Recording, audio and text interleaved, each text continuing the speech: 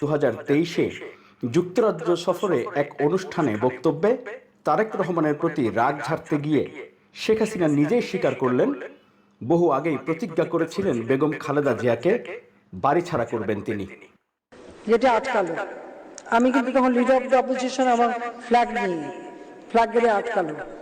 আরে আমার বাবা দেশ স্বাধীন করেছিল বলে না এই ক্যান্টনমেন্ট, আর ওই মেজর জেনারেল প্রমোশনটা তো আমার বাপেরই দেওয়া ছিল। আর আমি ক্যান্টনমেন্টে ঢুকতে আমার বিরুদ্ধে মামলা। সেদিন প্রতিজ্ঞা করেছিলাম যে ওই ক্যান্টনমেন্টে বসবাস করতে হবে না, যেদিন সময় পাবো বের করে দেবো।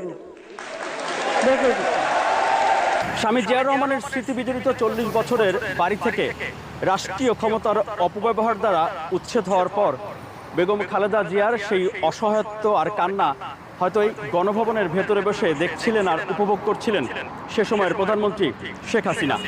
কিন্তু 14 বছরের মাথায় ছাত্র নাগরিকদের অভ্যুত্থানে জনরোষ থেকে রক্ষা পেতে এই গণভবন থেকে অর্থাৎ নিজের বাসভবন থেকেই শুধু পালিয়ে যাননি, দেশ ছেড়েই পালিয়ে যান শেখ হাসিনা।